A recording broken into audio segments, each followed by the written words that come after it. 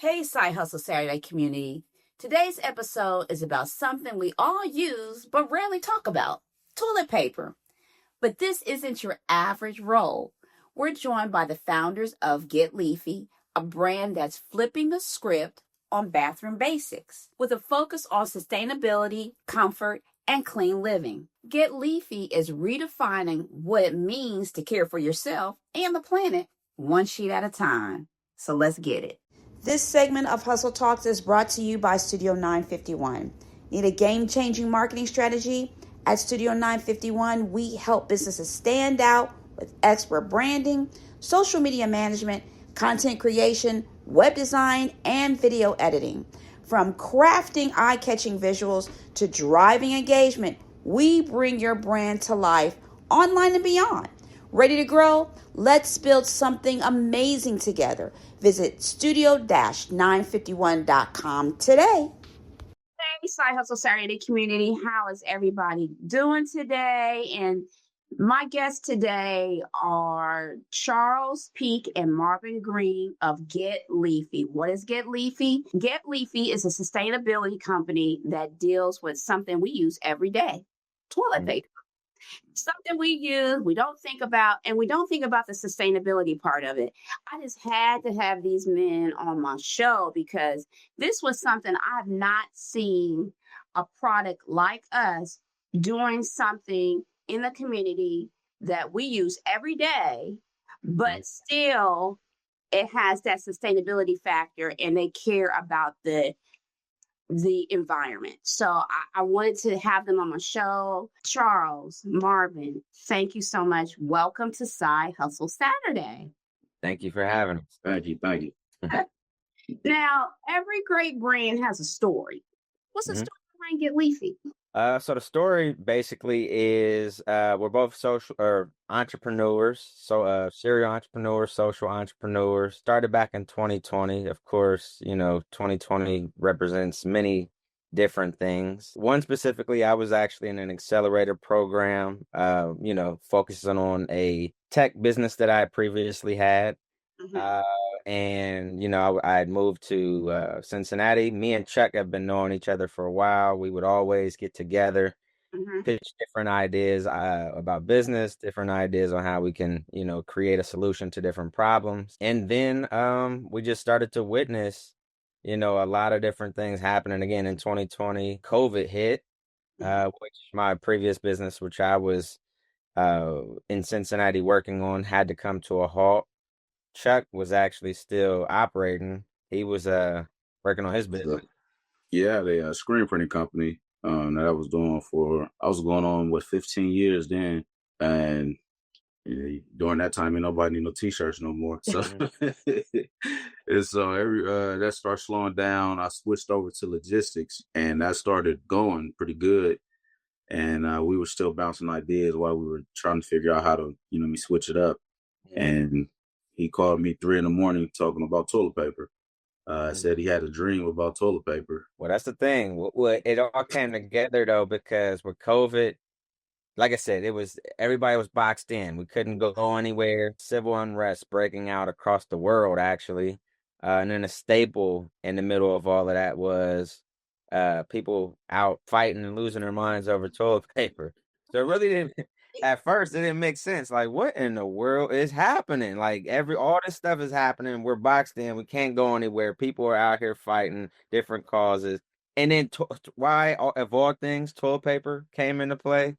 I still do not know. But, we were always still putting our heads together and trying to figure it out. And then, one morning, it was technically morning, 2, 3 in the morning. It just hit me like a bag of rocks. I just jumped up like, toilet paper.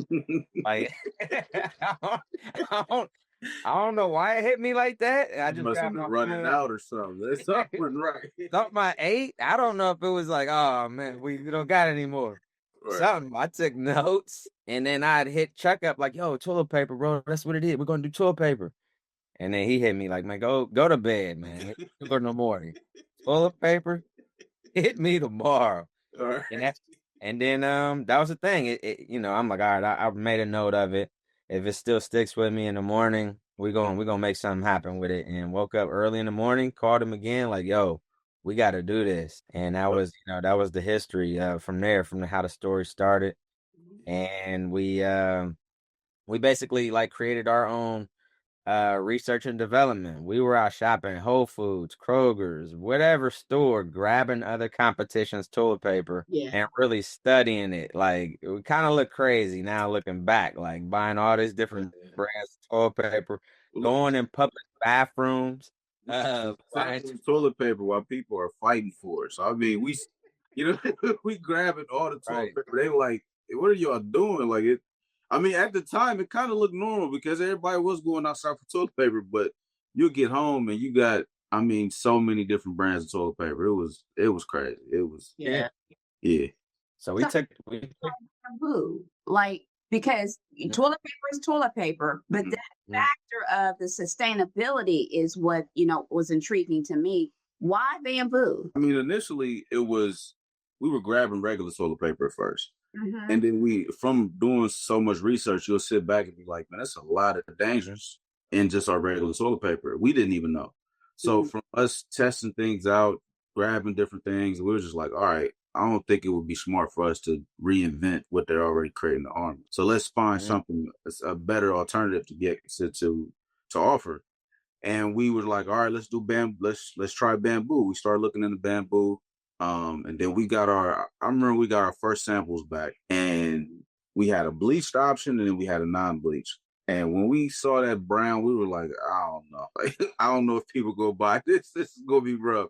But once we were able to explain, like, this is the reason that it's discolored, we removed all the bleach, formaldehyde, all the fabric chemicals, things of that matter from the toilet paper, it made a lot more sense. And it made it more, you kind of became a little more passionate about it. Besides it just being a product just to get out to make money, it's actually helping a lot of people out in things such as Crohn's disease, cancers, and things of that matter. So it is a fight in regards to what we're trying to offer as well. So it wasn't just toilet paper; it became more educational. So that's really the term. Yeah.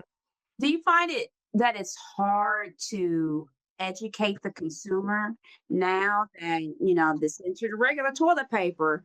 This toilet paper is different. It's made with bamboo. I would say it's actually a little easier now. I think people are ready to hear stuff like this. Maybe a couple years back, when times were a little bit tougher. Well, I mean, they are now. I feel like everybody's always trying to figure out where to get their next dollar. But I'll say some years back, though, trying to educate people on something that may cost a little bit more while it's better for you. They weren't trying to hear that. They like, hey, man, I'm going to just go to Dollar General, grab some toilet paper. I only need a little bit. I only need it for 2 seconds. I don't need nothing you talking about.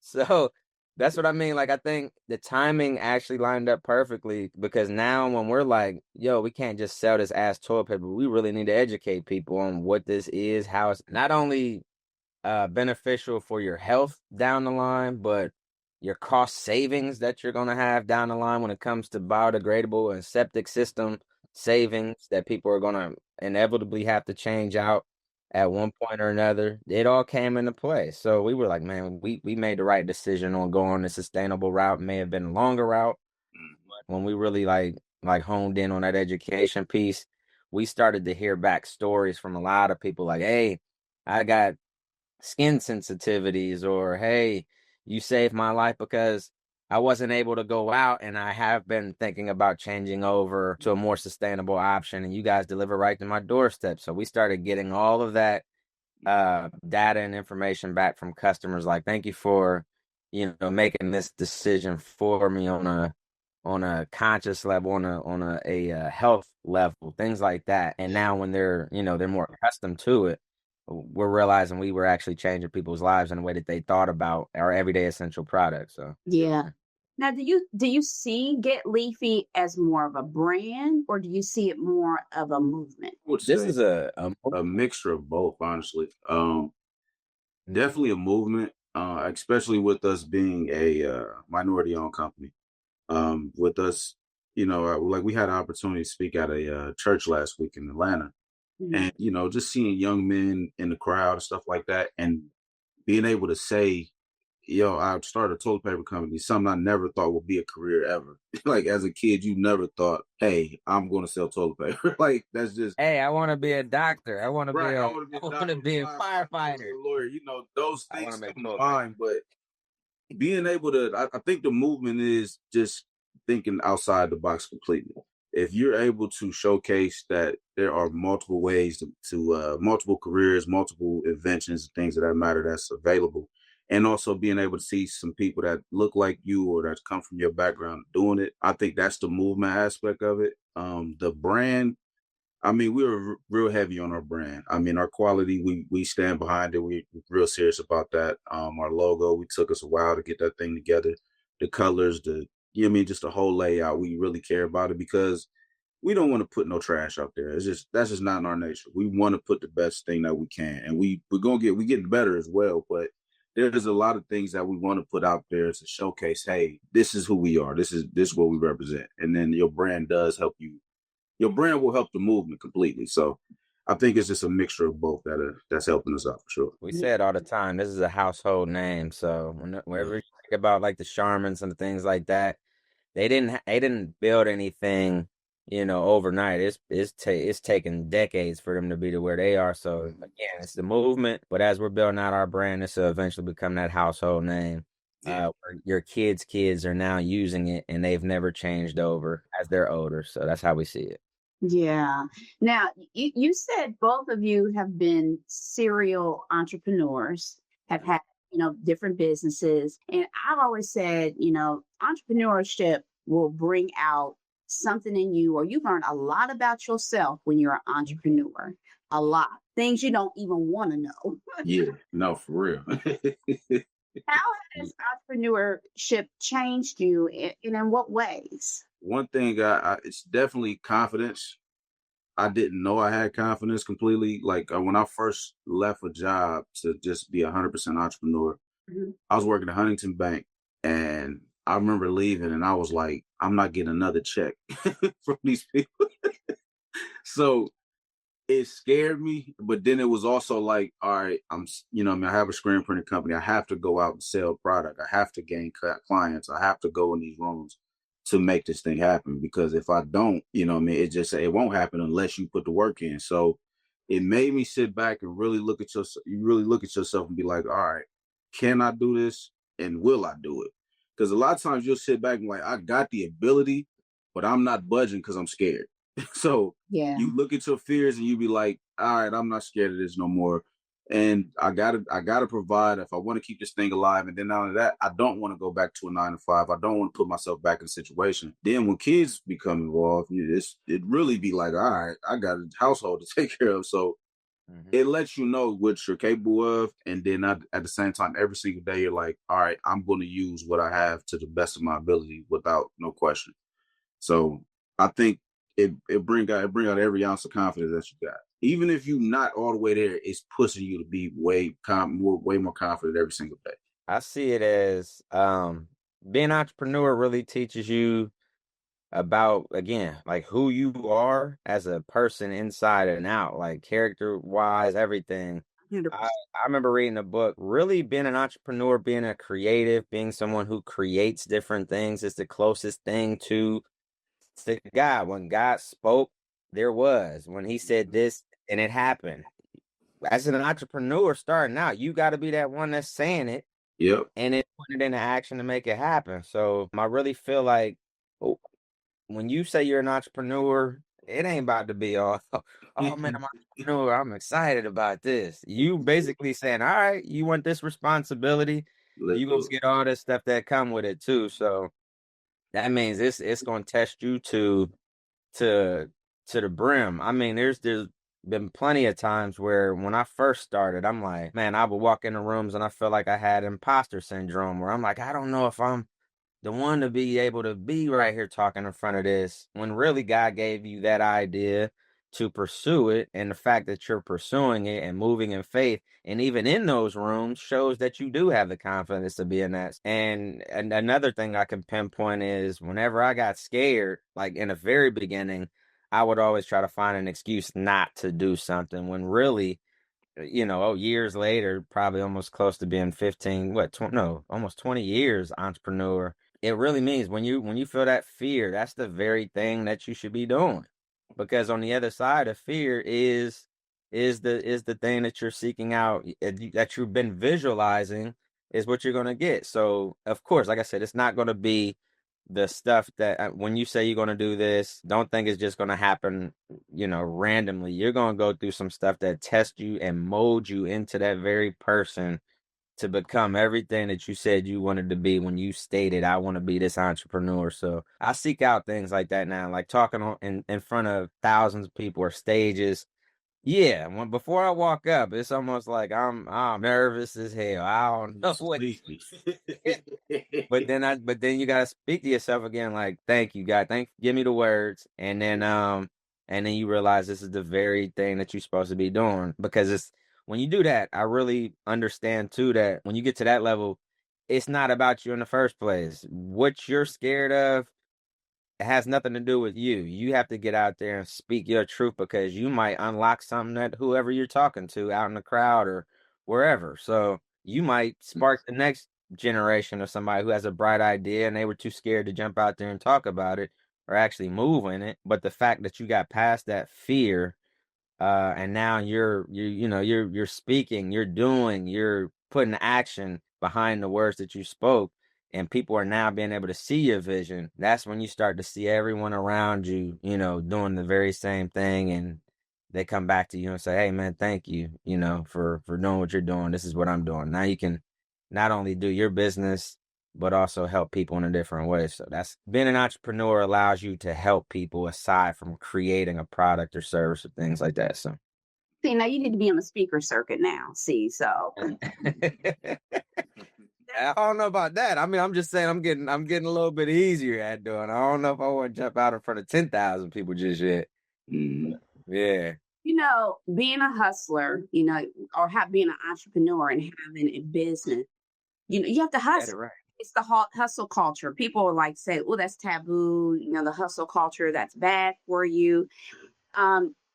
How do you stay grounded when the hustle gets heavy?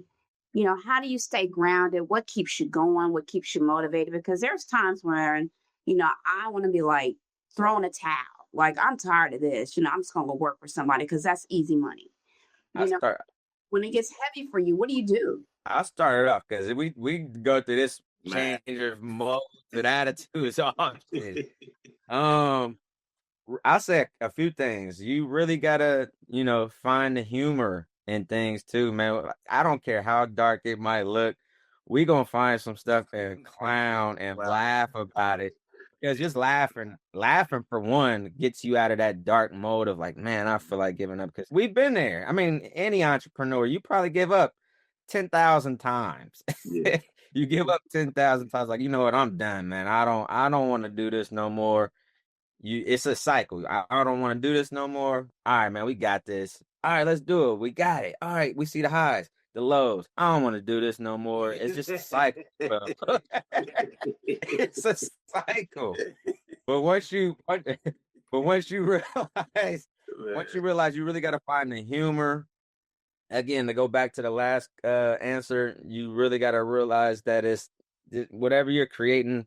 Yes, it sometimes can create a way for you to provide for your family, but it's never about you anyways. It's I feel like it's God putting something on us that he feels like we can carry that weight to be able to put it out there. That's inevitably helping other people. So when we get out of our own way, after we say we don't want to do it no more, after we feel a little sorry for what it is that we going through, and then we get back, we might take a day and then get back to motivating each other. But whenever companies start, I always like to say this: it's best to do it with a team, because you definitely, it's a whole lot harder if you're doing it by yourself. But if you got a team, one day I'm like, man, I'm not feeling it. I'll do this. Check be like, man, get out of that, man. Come on. I ain't got time for that today, man. And then he'll turn around and be like, right when I get back, right, like, you know what, we got it. He'll be like, man, you know what, I was wrong. I don't want.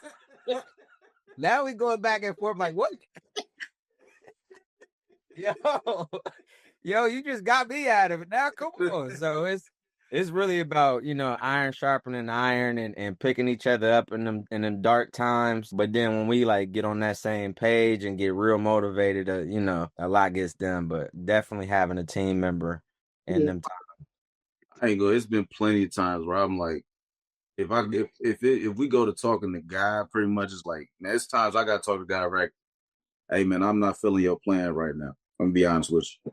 I don't know what you got going on, but I don't see no light at the end of this tunnel nowhere. I'm cool. Like, but then you gotta stick it out. But it's just like, man, I said that one day driving. I'm like, hey God, look, your plan I'm not rocking with, bruh. We gotta talk about this one.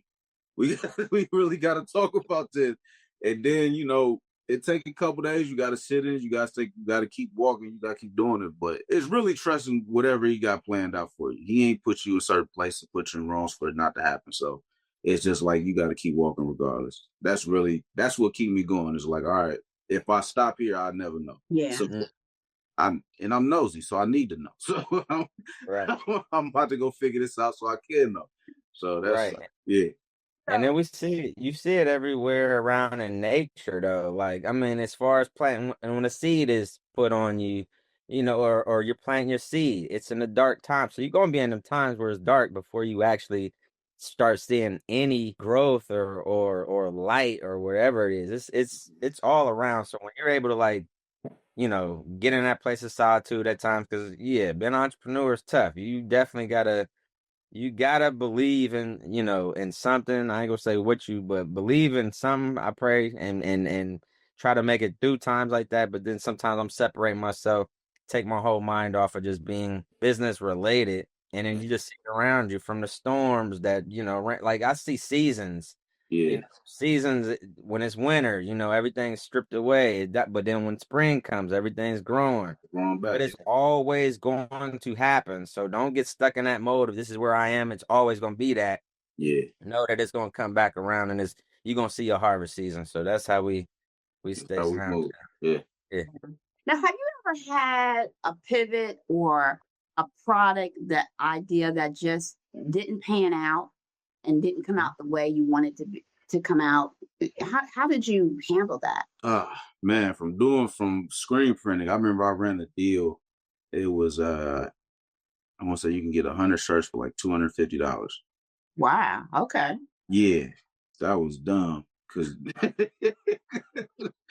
because I was like, man, I gotta get the ball rolling. So man, I ran that deal, man. I ran into some of the most pickiest, it was a headache, and I did a lot of work for nothing. So, and then all I had to do, and then only that, I was getting better at my craft at the time. But I didn't know how to gain more money from it. So I was just like, all right, how do I gain more customers and then also be able to showcase what I'm capable of doing?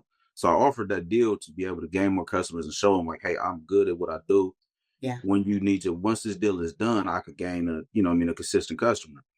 Once I got done with that deal, I was like, hey, this is the price. I'm done. I'm not cutting you guys no more deals. And from me, then I had to really learn how to stand on what I was saying.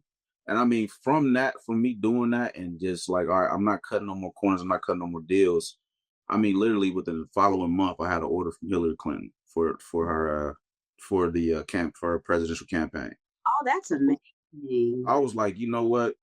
Yeah, I'm gonna stand my ground, but sometimes and it's hard because you want people to see it, you want people to try your stuff out, so you kind of short yourself. I pivot away from shorting myself or shorting the company of what we're capable of doing. Like allow us to show you this at full capacity without diminishing what we're trying to build. Because the next you're looking at your finances. Like, I didn't make enough money. I can't even keep the business open trying to keep cutting deals to y'all. So I got to do it the right way, and I'm going to offer a great service, but allowing me to do that without killing myself. So, yeah. That can hurt your business as well. When you come across cheap, Yeah. Customers, Yeah. Your clientele, and your business can't thrive. But you come across, like you said, you stood 10 toes down, like, hey, listen, the price is the price, or you leave it. Yeah. Here you go. You attract Hillary Clinton, like, all right, cool. We Yeah. can. He has good quality because of X price. Yep. Yeah. Yeah. Yeah. Stand your ground, I think, is the best pivot. If you stand your ground, it'll work out. I would say Leafy is the pivot. Like I said, I was in Cincinnati, funded for basically created a matchmaking platform that connected people with disabilities to barbers and stylists. Okay. And whenever they were looking for a haircut, whether that's your mom and you have a kid that has autism, it's not the easiest thing to take them to the barbershop. I've been on the other side. I was a caregiver trying to take a few of my clients to the barbershop, and they was about ready to flip that thing upside down. So that's where that whole idea came around. But I was doing that, and we had contracts from state contracts all over Ohio. We were also venturing off doing confined areas like juvenile correctional facilities, and then we had nursing homes, things like that. But again, COVID hit, and I wasn't able to send barbers or stylists in provide these services. So I wasn't about to just sit there and be like, yeah, I'm done. I guess I tried this entrepreneur thing, what to do now. Yeah, so that's I kind of see Leafy as that pivot. I mean, I took some time off. It was maybe a month. It just was just witnessing what was going on and got right back to it. My brain won't allow me to just sit and try to work a job. I tried to work a job. I'll tell you one story where I was working a job. I was at Chase. It was actually before I started that previous business. I was at Chase and I designed like shirts, Obama shirts. I was helping with the campaign with that as well. Designed them. And I was in my cubicle and got the bright idea, you know what? I'm in front of thousands of people at Chase right now. This could be my clientele. So I started bringing all my shirts, hanging them up around my cubicle, turned it into a corner store. God, no. It got Listen, turned it into my corner store. And it went from maybe a couple people popping up like, yo, I like these shirts to, okay, now we got 10, 12 people circled around. I ain't did no work for the morning. My boss was like, yeah, you, come here. And right over there, yeah, nah, just pack it on up. We'll get the rest. We'll get the rest of it. And yeah, you just have a good day. And I'm like, oh man. But that was the start. That was like one of my highest but lowest moments because selling those shirts, I think I made about $10,000, which allowed me to invest into that other business because I had to still go and get a job. I was a caregiver, seeing a niche in that, but then I had the money to be like, yo, I want to create this with the clientele now. So I think, man, I'm talking, but I think now when I think about it, working a job, I've always like started putting my entrepreneur skills within the job because as a caregiver, I created that business, was going to the job as they paid me to take care of these people, but then also cutting hair and making money that way as well. And then it just grew to a point where, I didn't need to work the job anymore. But yeah, that's crazy. But that pivot, Leafy was the pivot basically. Now, Marvin, you cannot sell at the bank. I mean, listen. No. You better look that statute of limitation ain't up. They coming for that 10 piece that you got. Man, listen, no, that's the thing. I was investing back in the camp. Like I was going about it the right way, but yeah, they was like, no, sir. got a stack of papers over here that you have not worked on. Now they say, when you have a business or when you start a business, to me, connections and networking and collaboration is key to any type of business growth. You just cannot swing doors open and stay stagnant. You've got to be out there making those connections. What's been the most unexpected connection or opportunity that came from starting Get Leafy? Unexpected connection, I would say, is from the relationships that I built in logistics. So,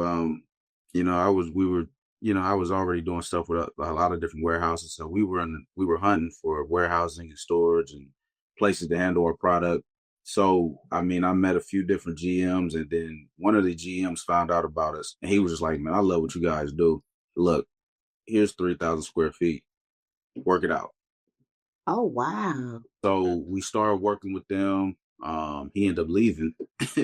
But once he left, we still had it, but we were in position to be able to, take care of the monthly storage and being able to operate. And we started building more relationships with those people. So being able to operate was, certain operation costs from the relationships that we had were kind of cut down to be able to help us get to where we're at now. Mm-hmm. Even talking to a truck driver, like, hey, we got a rush order that we need to go to Cleveland right now. There was a few people that were just like, you know what, I'll knock it out. I got you. And they wouldn't charge us. Some people wouldn't charge us. Some people would be like, look, I cut you guys a deal because I see what you're trying to do. So there was a lot of people that helped out without, just genuinely wanted to help because they saw what we were working on.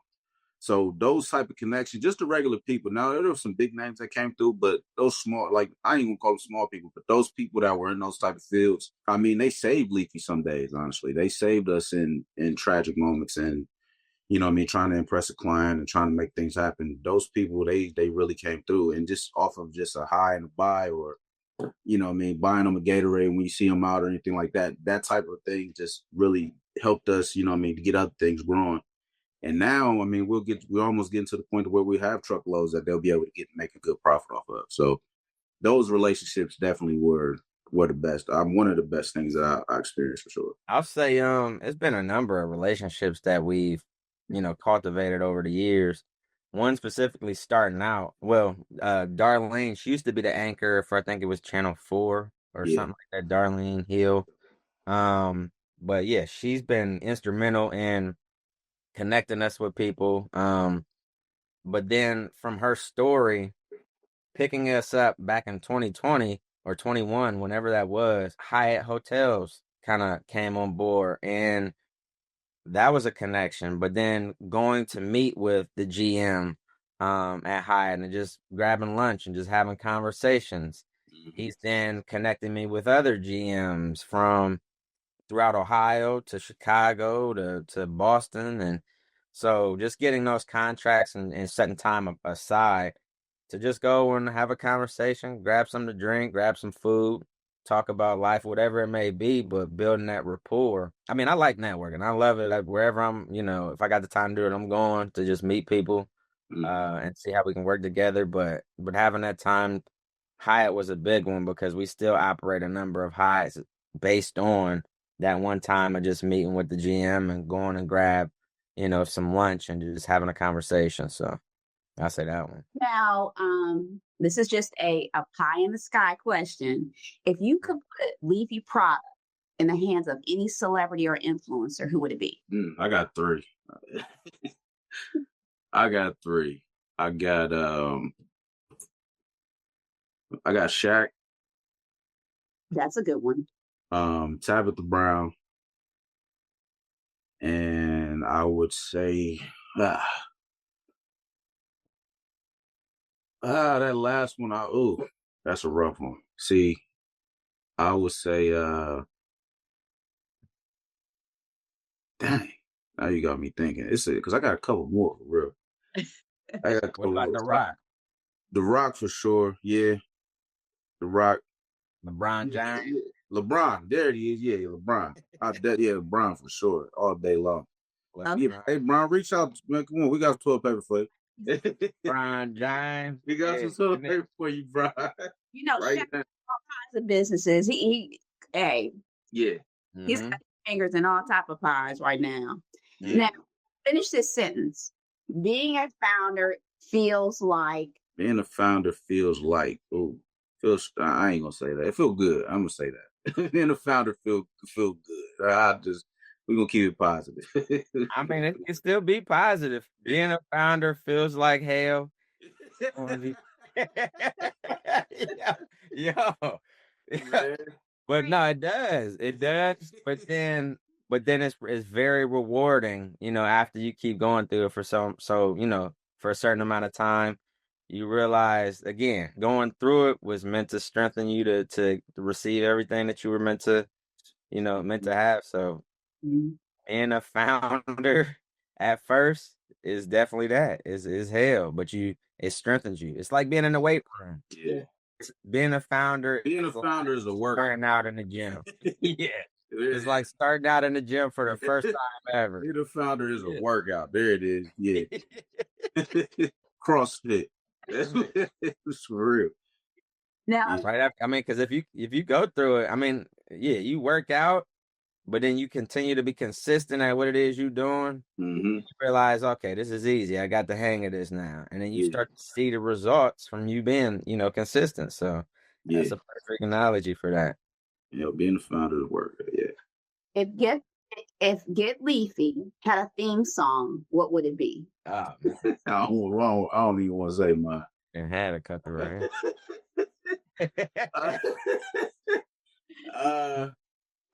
A theme song. I say Wale, ambition. Along like it's an older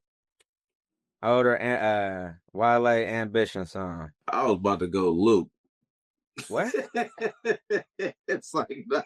Hey man, any beats out.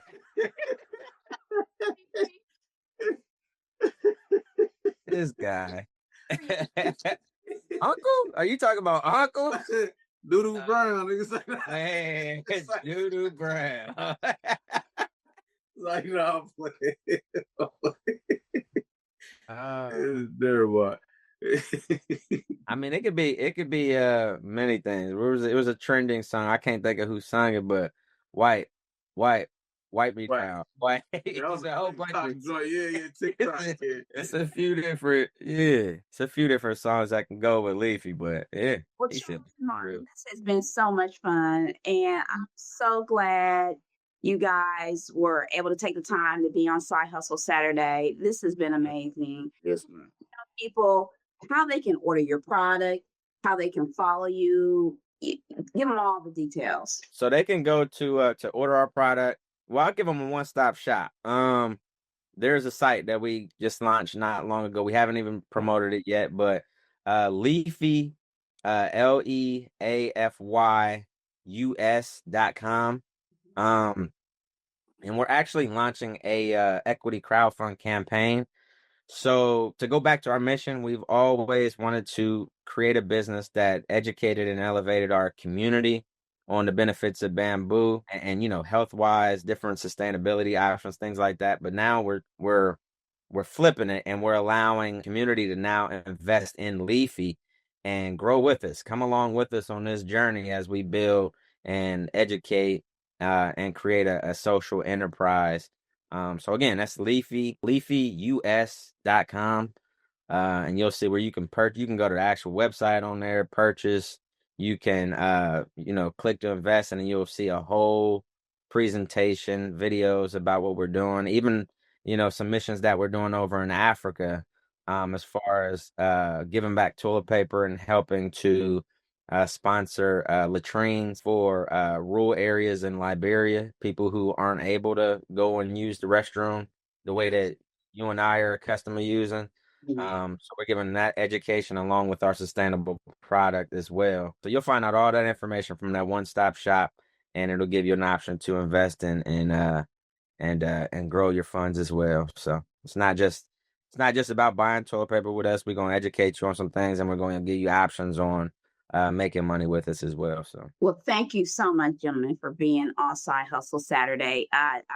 This has been so much fun. I mean, I didn't go laugh this much. Our listeners, you guys, you need to go out and buy this product. I've tried it, and it's fantastic. You really need to go out and try it and support. Community is everything. Please support these. I'm going to call y'all young men. Please support these young men in their product and in their mission and what they're trying to do to toilet paper right now. And everybody, Side Hustle Saturday, y'all know what to do. Subscribe, like, follow. All the details are down below. Please, let's keep Side Hustle Saturday going. And you know what I'm going to tell you to do. I'm going to talk to you soon. Bye-bye.